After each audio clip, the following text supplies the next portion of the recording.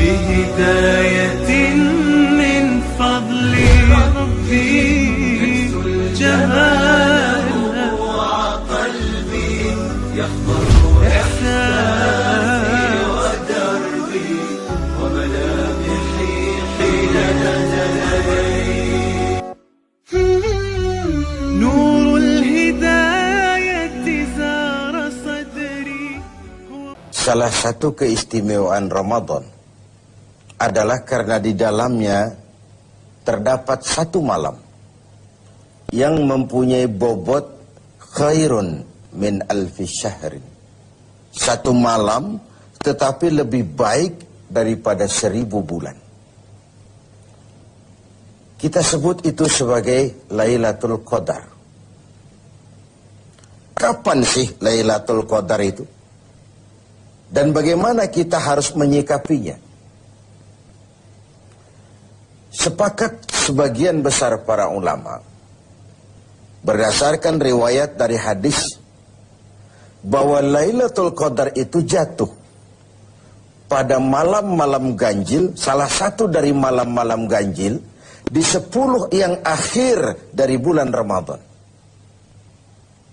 Bisa dia tanggal 21, 23, 25, 27, 29 di malam-malam ganjil dari 10 yang akhir. Inilah rahasia kenapa baginda Rasul kalau sudah masuk 10 yang akhir dari Ramadan, hamparkan, sing-singkan lengan baju, hamparkan sajadah, dan lebih banyak di masjid ketimbang di rumah. Ini bedanya baginda Rasul dengan kita. Kita sudah memasuki 10 yang akhir, gulung sajadah. Tengok 10 yang akhir tuh. Barisan tarawih di masjid mulai mengalami kemajuan. Orangnya makin susut. Sudah berpikir mudik, sudah berpikir beli pakaian baru, sepatu baru, baju buat anak, oleh-oleh buat orang tua, sehingga konsentrasi ibadah buyar. 10 yang akhir Rasulullah sing-singkan lengan baju, hamparkan sajadah, lebih banyak di masjid ketimbang di rumah. Nah, mereka tentu yang ingin mendapatkan Lailatul Qadar, menemukan Lailatul Qadar, harus sudah berniat dan berjaga-jaga sejak awal Ramadan. Jadi tidak bisa pakai ilmu untung-untungan. 20 Ramadan tidak tarawih, 21 berangkat ke masjid, 22 libur lagi, 23 masuk. Kenapa? Oh, ini malam ganjil. Tidak seperti itu moralitasnya. Dia berjaga-jaga sejak awal Ramadan untuk mendapatkan Lailatul Qadar ini. Bagaimana kita harus menyikapi Lailatul Qadar ini? Tentu kita harus melihatnya dari sisi betapa rahman dan rahimnya Allah itu. Maha kasih, maha penyayang, maha pengampun, maha menerima taubat. Umat-umat terdahulu sebelum kita diberikan umur yang relatif panjang. Nabi Adam 2000 tahun. Nabi Nuh 950 tahun. Rata-rata umatnya ya sekian itu umurnya. Jadi secara hitung dagang, kalau 300 tahun mereka bergelimang dosa, kan masih punya stok 400 tahun untuk bertaubat. Umpama hitung-hitungannya harus begitu. Kita umat Nabi Muhammad ini, umat terakhir ini, diberikan umur yang relatif pendek. Bahkan kalau mencontoh kepada Rasul, 63 tahun beliau wafat meninggalkan kita semua. 63 tahun. Taruhlah kita seperti itu. Kalau 40 tahun kita bergelimang dosa, sisa umur cuma 33 tahun, ditebus dengan taubat seperti itu, kan belum seimbang neracanya. Apa dosa lalu harus tidak terampuni?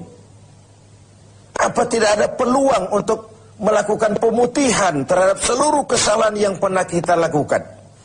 Dari sisi inilah kita melihat makna Lailatul Qadar. Allah yang maha pengasih, Allah yang maha penyayang, seakan tidak langsung saja bilang, "Hei umat Islam, sekalipun umurmu relatif pendek, kau jangan pesimis, kau jangan skeptis. Sekalipun begitu banyak kesalahan kau lakukan, dosa kau tumpuk, dan umurmu relatif pendek, jangan sedih. Aku berikan kepadamu waktu dan tempat yang punya nilai spesifik. Waktu dan tempat yang punya nilai istimewa. Tugasmu memanfaatkan peluang yang diberikan itu. Itu sebabnya ada penggandaan nilai pahala. Solat berjamaah pahalanya 27 kali lipat daripada solat sendiri. Beribadah di hari Jumat mendapat tambahan pahala. Solat di Masjidil Haram di Mekah 100.000 kali pahalanya ketimbang di masjid-masjid biasa. Itu tidak lalu berarti sudah solat di sana lalu berhenti lagi solat di mana-mana karena merasa sudah banyak stok. Sudah punya banyak devisa. Bukan itu pengertiannya. Ada ruang dan waktu yang punya nilai istimewa. Kalau kita pandai memanfaatkannya, maka nilai lipat-kelipatan dari ibadah kita itu diberikan oleh Allah Subhanahu wa ta'ala. Itulah sebabnya Allah menyediakan ada bulan istimewa Ramadan. Ada hari istimewa Jumat, ada waktu istimewa sepertiga malam yang akhir, ada tempat istimewa Arafah, Mina, Multazam, Raudhah, Zamzam. Ada waktu yaitu Lailatul Qadar. Satu malam lebih baik dari 1000 bulan. 1000 bulan itu kan 83 tahun. Dan jarang orang sekarang yang mencapai umur 83 tahun. Yang kedua, kita harus melihat Lailatul Qadar ini dari perspektif kita sebagai manusia. Tidak ada orang yang tidak pernah salah. Sengaja atau tidak, kecil atau besar, khilaf atau terpaksa, setiap kita mesti pernah melakukan kesalahan. Ya kepada sesama manusia, ya juga kepada Allah. Salah kita kepada Allah, kita bertaubat langsung kepadanya. Sampai-sampai di hadis kursi dikatakan lau amiltumul khataya hatta mala'atis sama summa nadimtum fataballahu alaikum. Kalaupun kamu berbuat dosa penuh langit dengan dosamu, kemudian kamu menyesal bertaubat, Allah pasti akan menerima taubat kamu. Lalu bagaimana sih taubat yang sebenarnya itu? Kata para ulama, taubat yang sebenarnya itu pertama, meninggalkan perbuatan jahat. Yang kedua, berjanji tidak akan pernah mengulanginya lagi. Yang ketiga, menyesal pernah melakukannya. Inilah 3 syarat utama. Pertama, meninggalkan perbuatan jahat itu. Bertaubat dari minuman, tinggalkan total. Bertaubat dari judi, tinggalkan total. Bertaubat kepada Allah dari melakukan maksiat, tinggalkan secara total. Meninggalkan perbuatan jahat. Dan total, tidak angin-anginan. Yang kedua, berjanji tidak akan mengulanginya lagi. Tidak akan pernah lagi saya berjudi. Tidak akan pernah lagi saya berzina. Tidak akan pernah lagi saya mencuri. Berjanji tidak akan mengulangi. Dan yang ketiga, menyesal telah pernah melakukan itu. Bukankah kadang-kadang kita berkata, saya sekarang sudah tua, dulu waktu muda saya sudah puas. Bukan menyesal, puas. Sekarang saya sudah tua, dulu waktu muda sudah puaslah saya. Sudah pokoknya sudah puas. Bukan puas yang diminta. Menyesal, kenapa dahulu begitu? Kenapa telah melakukan itu? Inilah makna taubat yang sebenarnya. Pemirsa TV7 yang berbahagia.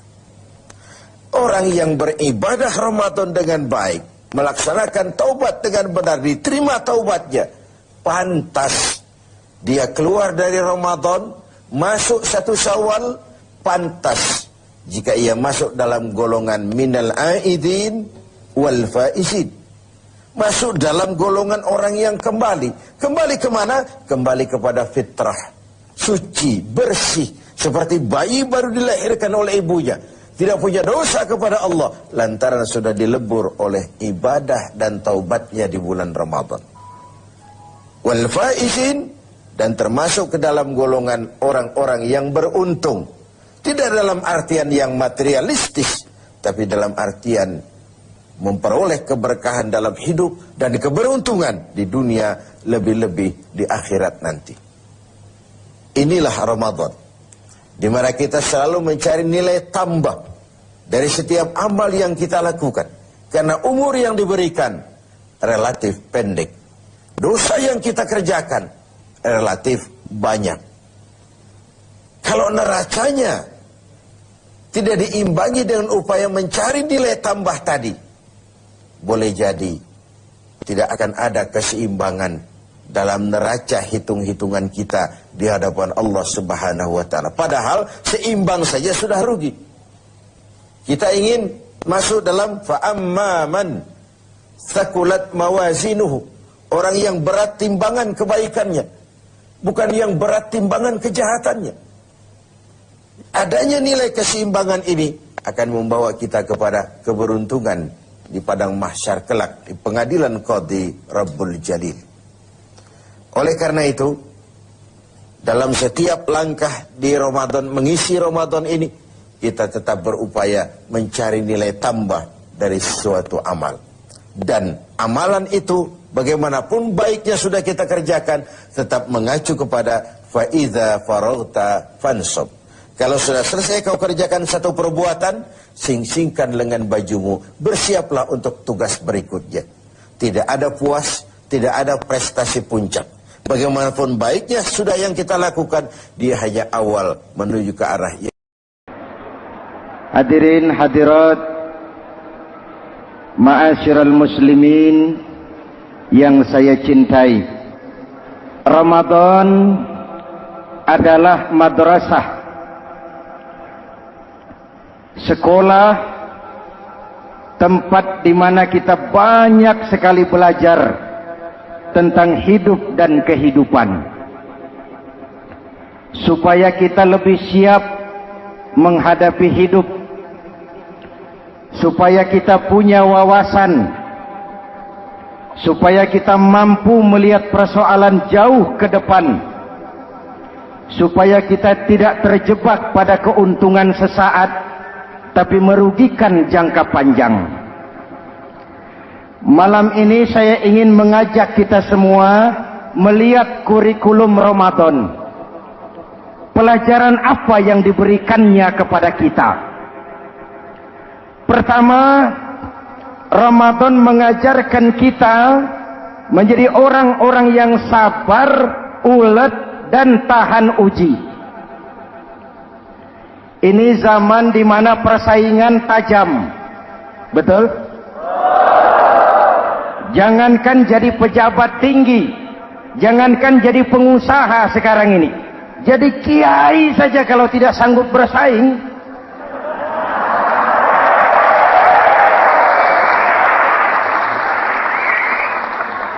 ini bahasa kasar tapi jujur. Karena orang sekarang hidup di zaman banyak pilihan. Akibat persaingan yang semakin tajam, orang sering kehilangan kesabaran. Kepengen cepat kaya, lalu tidak sabar. Makan renten, nipu orang, buka peternakan tuyul, korupsi. Sekarang ini kan lagi santer Bulog Gate jilid 2. Rupanya memang tajam uang Bulog itu. Bulog sudah memakan salah seorang mantan ketuanya. Berdoa Amang. Bulog sudah memakan seorang presiden. Sekarang Bulog sedang mengarah kepada ketua DPR. Kita lihat hasilnya.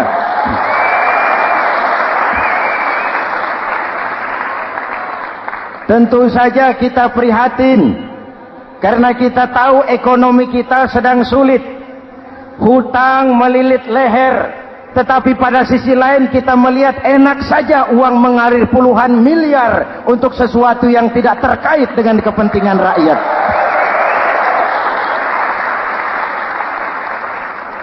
Karena itu puasa mendidik kita sabar, biar lapar melilit perut, biar haus mencekik tenggorokan. Kalau maghrib belum datang, jangan sentuh makanan, jangan ambil minuman, sabar. Betul? Ada waktunya. Lalu lintas itu macet karena kendaraan besar tidak mau ngalah, kendaraan kecil tidak tahu diri. Betul? Antrian di pasar kacau karena yang sudah dapat nggak mau minggir, yang di belakang dorong-dorong. Betul? Dimanapun antrian kacau, Bung. Kalau yang sudah dapat mau dapat lagi, yang nunggu kelamaan, akhirnya dorong-dorongan, kacaulah kehidupan sosial. Puasa melatih kita sabar. Karena sebagai bangsa kita punya latar belakang sejarah. Kita ini bangsa yang ditempa oleh segala macam kesulitan. Kita 350 tahun dijajah Belanda, sulit.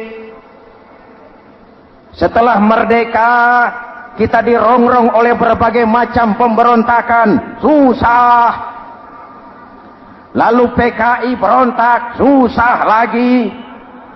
Lalu berdiri Orde Baru, lama-lama susah lagi. Orde Baru selesai, muncul reformasi, masih susah juga. Kita bangsa yang ditempa oleh kesulitan, bangsa yang tahan bantingan, bukan bangsa yang cengeng. Karena itu mari kita menjadi diri kita. Kita akan gagal kalau kita mau jadi orang lain. Kita akan gagal kalau kita hidup di bawah bayang-bayang orang lain. Jadilah kita diri kita sendiri. Sabar, ulet, dan tahan uji. Inilah kurikulum pertama dari pelaksanaan ibadah puasa. Sehingga dengan dibekali sifat sabar, kita bisa mengendalikan diri. Manusia hebatnya ya. Ayo kita banding-bandingkan. Malaikat, binatang, manusia. Malaikat tidak diberi nafsu, hanya diberi akal. Kalau malaikat tidak pernah salah, wajar. Jibril nggak pernah korupsi ayat. Ah, ini ada ayat bagus, saya pakai sendiri saja ini. Tidak. Malaikat maut tidak pernah salah adres mencabut nyawa orang yang belum waktunya mati. Tidak pernah. Dan itu wajar. Malaikat makhluk tanpa alternatif. Secara instinktif dia diciptakan untuk taat. Sebaliknya binatang diberi otak tapi tidak diberi akal. Binatang hanya diberi nafsu. Kalau binatang tiap hari salah, wajar. Ayam kalau sudah datang syahwatnya, tidak usah menoleh ini banyak orang apa tidak. Betul. Kuda keliling kota tidak pakai celana, tenang saja. Betul. Dan wajar, namanya juga binatang. Sedangkan manusia diberikan akal dan diberikan nafsu. Tiap hari terjadi perjuangan. Kadang akal menang, kadang nafsu yang menang. Ketika akal menang, kita lebih tinggi dari malaikat. Ketika nafsu yang menang, kita lebih rendah daripada binatang. Hadirin yang saya cintai, itu pelajaran pertama, sabar, ulet, tahan uji. Lalu pelajaran yang kedua, melahirkan sikap istiqamah. Punya stabilitas temperatur batin, istilah sekarang. Soal istiqomah ini saya tidak akan menjelaskan pengertiannya, saya mau cerita saja. Mau dengar nggak? Ini tentang istiqomah. Dalam satu pertempuran, Jenderal Salahuddin Al-Ayyubi bersama tentaranya, tentara Islam, pernah mengalami kekalahan. Karena kalah, banyak yang ditahan jadi tawanan orang-orang kafir, beberapa perwira dan banyak ofsir.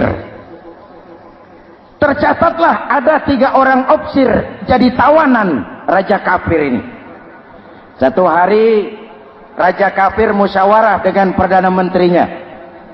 Perdana menteri, saya tuan raja, ini tawanan Islam ini enaknya diapain? Kalau enaknya sih dibunuh saja tuan raja, selesai urusan. Soal bunuh sih gampang perdana menteri. Maksud tuan raja, bujuk saja agar dia meninggalkan Islamnya, ikut ke agama kita.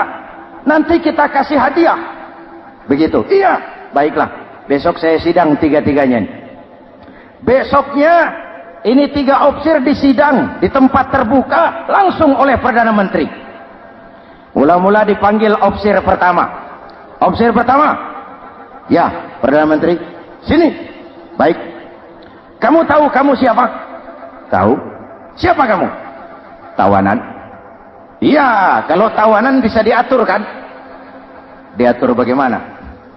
Kamu mau nggak ikut saya bersama Tuan Raja meninggalkan Islam agamamu, mengkhianati saudara-saudaramu sebangsa, setanah air, sekeyakinan? Ikut dengan saya, tinggalkan Islam. Nanti kamu akan saya angkat jadi pejabat tinggi, gaji cukup, rumah cukup, kendaraan cukup, istri cukup. Tapi kalau kamu menolak, kamu akan saya bunuh. Tuan Perdana Menteri, ya. Apa Anda menyangka selama ini saya berjuang karena kepengen kedudukan yang tinggi? Nih. Tuan menyangka saya berjuang ini karena kepengen harta yang banyak, jaminan hari depan yang memadai? Tidak, Tuan Perdana Menteri. Saya tinggalkan keluarga, kampung halaman, sanak famili, handai taulan. Saya jihad karena mengharap ridho Allah Subhanahu wa ta'ala. Tapi sekarang kamu tawanan kan? Itu resiko perjuangan.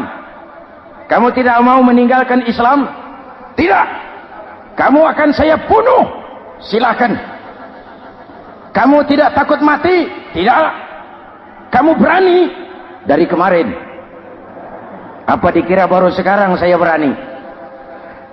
Tuan Perdana Menteri, saya berharap memang saat-saat seperti ini bisa saya temukan. Ibadah saya sedikit, sholat saya kurang, puasa saya kurang. Barangkali dengan jihad saya bersimbah darah, mati di tangan Tuhan, Allah akan mengampuni dosa-dosa saya dan saya dapat tiket untuk mencapai keridhaannya.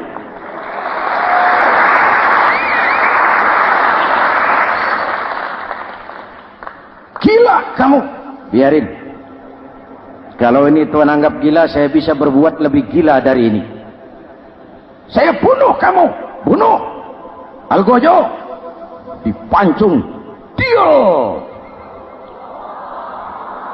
Ini terlepas kepalanya dari badannya. Menggeluntung kepalanya ke bawah. Jatuh bergelindingan. Itu kepala lepas dari badan. Ngaji. Baca ayat Quran. Sampai Perdana Menteri bingung. Minggir. Ini ada kepala ngaji. Ayatnya yang dibaca, ya ayyatuhan nafsul mutmainnah, irji'i ila rabbiki radiyatan mardiyah. Wahai jiwa yang tenang, kembalilah kepada Allah dengan diridhoi. Masuklah ke dalam golongan hamba-hambaku dan masuklah ke dalam surgaku. Matanya terpejam rapat, bibirnya tersenyum. Dia gugur sebagai syahid karena membela keyakinan. Dia istiqamah, tidak goyah oleh tawaran jabatan dan kedudukan yang tinggi.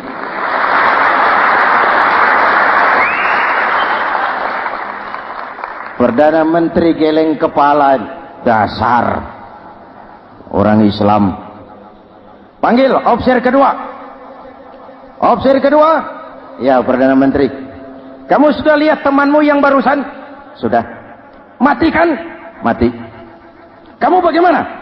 Mau tetap berjuang untuk Islam atau ikut kami? Jabatan tinggi, kedudukan tinggi, rumah tinggi. Bagaimana? Atau mau mati seperti teman kamu barusan? Sudah kamu pikir? Sudah, Perdana Menteri. Sudah apa? Sudah, jangan banyak omong. Maksud kamu apa? Saya sudah tidak sabar mau nyusul teman saya yang barusan itu. Saya tidak bayangkan bagaimana disambut oleh malaikat di surga, disambut oleh para bidadari di surga, menggapai ridho Allah. Oh, Perdana Menteri, sudah jangan banyak omong. Kalau mau potong, potong saya. Perdana Menteri bilang ini lebih gila dari yang pertama itu. Yang pertama masih mau diajak ngomong, ini malah langsung minta disembelih. Ayo, Algojo, potong. Potong lagi. Dia terpisah lagi kepalanya dengan badan, jatuh ke bawah, menggeluntung, ngaji lagi. Ayatnya yang dibaca, wujuhun yawma izin nadirah ila rabbiha nazirah.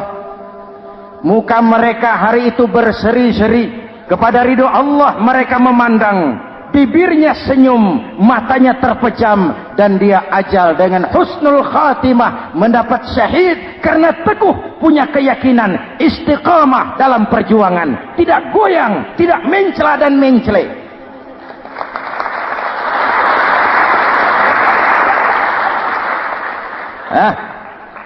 Opsi ketiga, sini. Yap, siap Perdana Menteri. Kamu sudah lihat nasib dua orang teman kamu? Sudah.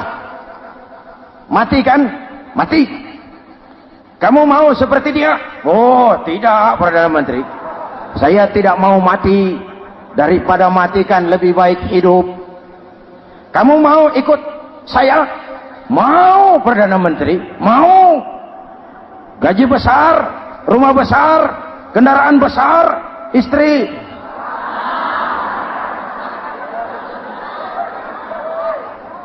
Mau Perdana Menteri, saya mau. Daripada tidak jadi apa-apa, kan lebih baik jadi apa-apa. Daripada tidak punya apa-apa, kan lebih baik punya apa-apa. Oh, jadi kamu selama ini berjuang karena mau cari apa-apa? Iya. Bagus. Nanti saya musyawarah sama raja. Kamu diangkat jadi bupati di mana? Tunggu ya. Perdana Menteri laporan, Tuan Raja. Ya. Ini opsi ketiga kelihatannya baik ini. Dia mau mengkhianati teman-temannya, sebangsa, setanah air, sekeyakinan.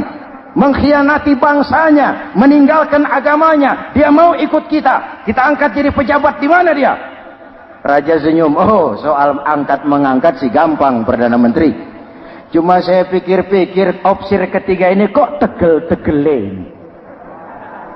Kok sampai hati ya? Temannya sendiri, seiman, sekeyakinan, sebangsa, setanah air dikhianati karena mengejar jabatan, harta, kedudukan. Orang itu Perdana Menteri kalau sudah mau mengkhianati saudaranya sendiri, apalagi orang lain.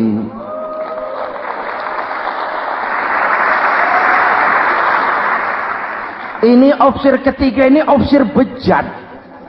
Anda bayangkan temannya sendiri dikhianati, nanti kalau ada kesempatan kita ditikam dari belakang.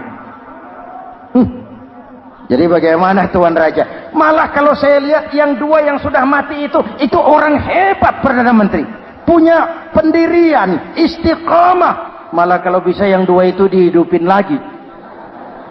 Loh, dihidupin bagaimana Tuan Raja, sudah kadang mati. Jadi bagaimana ya opsi ketiga ini? Bunuh. Bunuh, bunuh.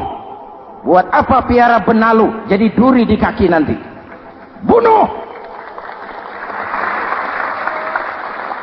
Baik, Perdana Menteri kembali. Opsi ketiga, siap Perdana Menteri. Saya jadi bupati di mana? Bupati, modar sampean. Loh, saya mau dibunuh. Bunuh. Katanya kalau ikut agama Tuhan, meninggalkan agama kami, saya akan jadi pejabat tinggi. Kamu opsir bejat, kamu tidak punya pendirian. Saudaramu sendiri seagama kamu khianati, apalagi orang lain, potongan kayak kamu jadi pejabat, rusak negara ini.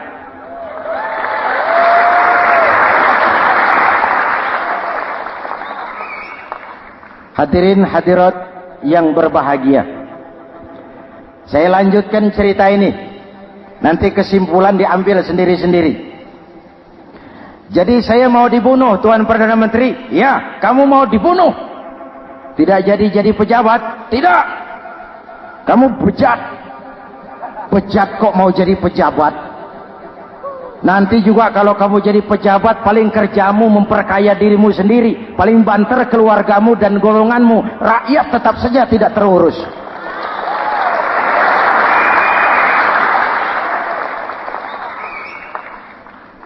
Paling-paling kamu kalau sudah jadi pejabat tinggi, kerjamu cuma membuka, meresmikan, berkunjung. Berkunjung, meresmikan, membuka.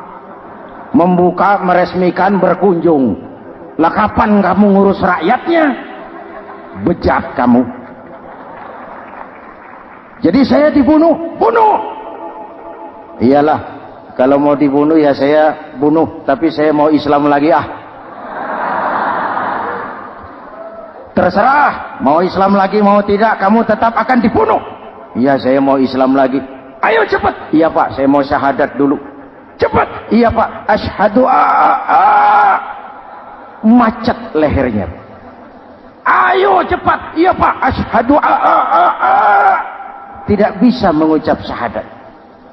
Ayo cepat. Iya Pak, asyhadu tidak tuntas mengucap syahadat, golok algojo keburu sampai di lehernya.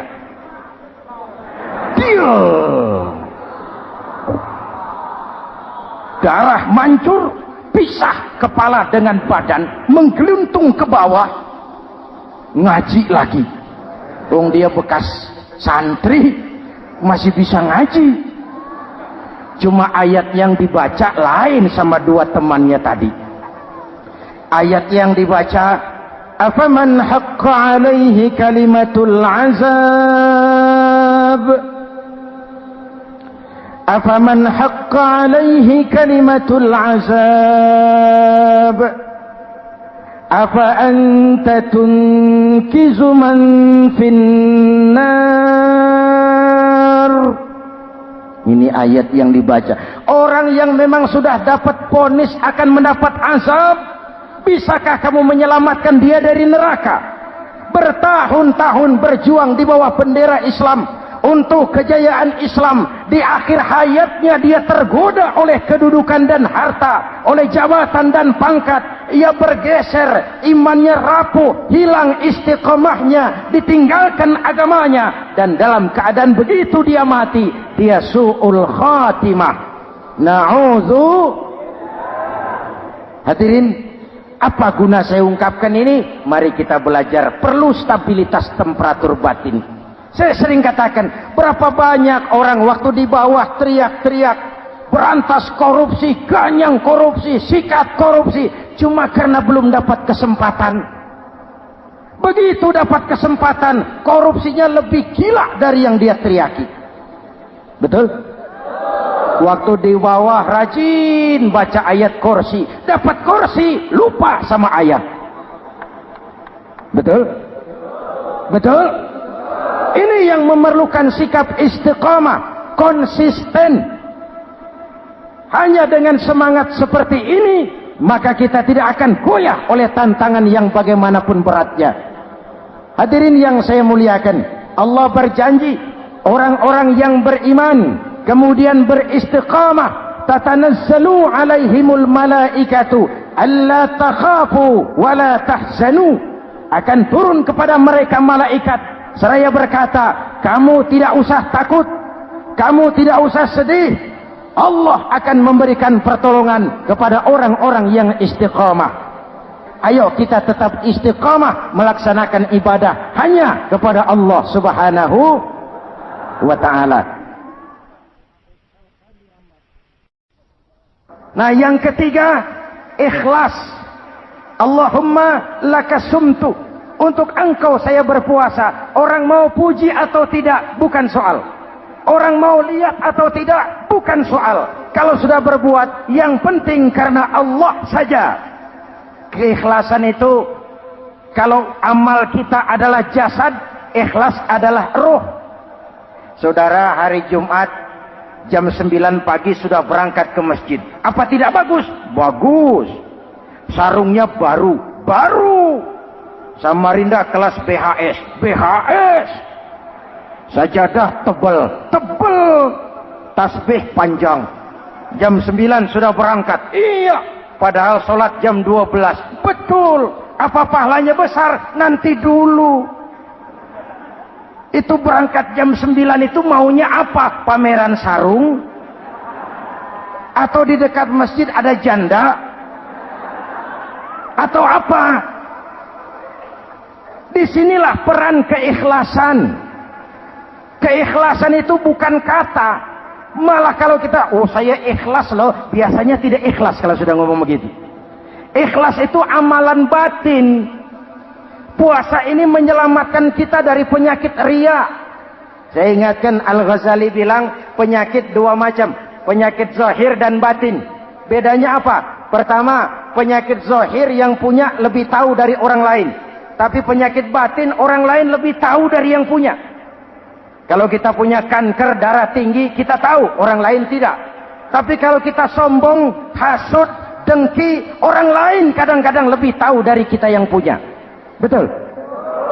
Yang kedua yang dahsyat, sehebat-hebatnya penyakit zahir cuma merusak dunia. Penyakit batin merusak dunia, menghancurkan akhirat. Ginjal mati, darah tinggi mati, tumor mati, kanker mati, leukemia mati, tapi tidak berakibat akhirat. Tidak ada penduduk neraka ditanya, kenapa kamu masuk neraka? Tumor, Pak. Tidak ada. Tidak ada. Sehebat-hebatnya penyakit zahir cuma merusak dunia, tapi penyakit batin merusak dunia, menghancurkan akhirat. Sombong, penyakit batin. Di dunia dijauhi orang, di akhirat neraka tempatnya. Kikir, penyakit batin. Di dunia dijauhi orang, di akhirat neraka tempatnya. Betul? Maka Al-Ghazali heran, kalau diserang penyakit zahir kita panik, cepat-cepat cari dokter. Tapi kalau diserang penyakit batin kita tenang-tenang saja. Padahal penyakit batin merusak dunia dan lebih hebat lagi menghancurkan akhirat. Maka puasa melahirkan keikhlasan, agar di dalam melaksanakan ibadah cuma kita dan Allah saja. Inilah jiwa dan semangat yang sekarang ini pun sudah mulai menjadi langka. Semuanya karena akhirnya yang subur mental penjilat. Sumuhun dawuh, pasukan kulonuun, barisan asal bapak seneng, pasukan kumaha juragan wae, organisasi oke bos. Kita miskin dengan orang-orang yang punya prinsip, yang berani berkata ya terhadap yang benar, sanggup berkata tidak terhadap yang tidak benar, apa dan bagaimanapun resikonya. Kita terlalu kaya dengan barisan asal bapak seneng, pasukan oke bos, organisasi kumaha juragan wae, dan kita miskin dengan orang-orang yang punya kepribadian, yang tegar dan istiqomah apapun resiko yang dihadapinya. Jadi dengan keluar dari sekolah Ramadan, semangat keikhlasan makin tumbuh dalam hidup dan kehidupan kita. Ibu bapak hadirin hadirat yang berbahagia, itulah makanya puasa disebut ibadah sirriyah, ibadah abstrak, cuma kita dan Allah saja yang tahu. Ini lebih mendorong semangat keikhlasan. Kata Imam Al-Ghazali, an-nas kulluhum mauta illa al-alimun, wal-alimuna niyamun illa al-amilun, wal-amiluna mughtarruna illa al-mukhlisun.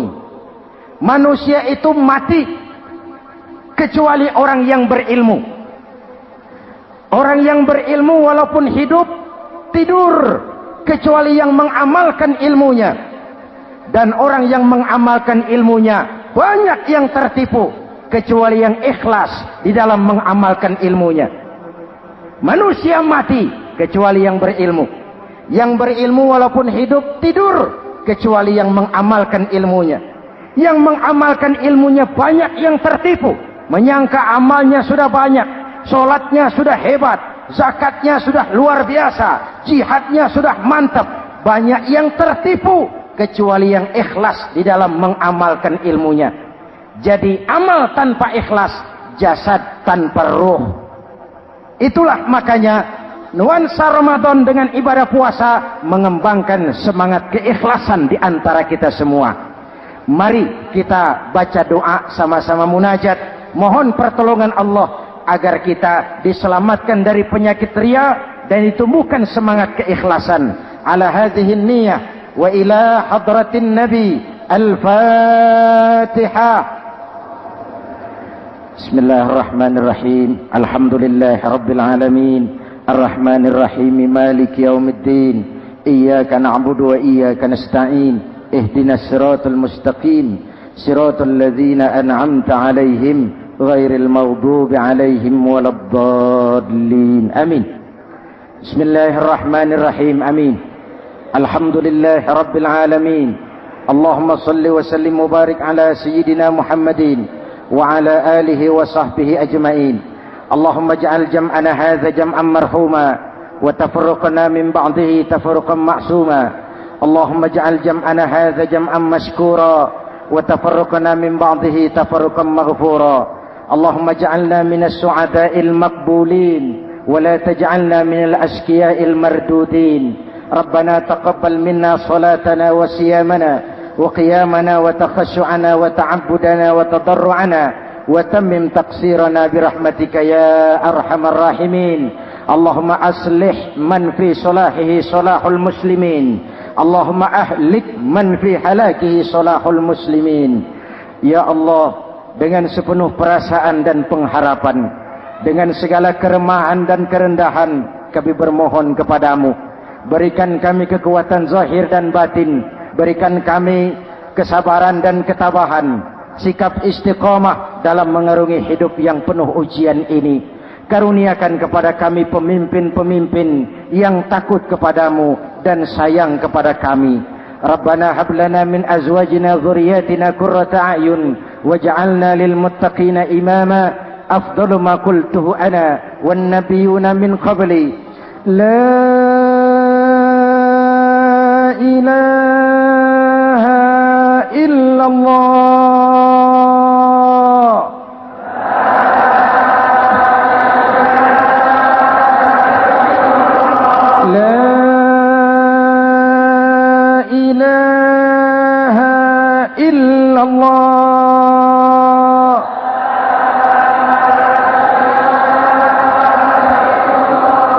Muhammadur Rasulullah.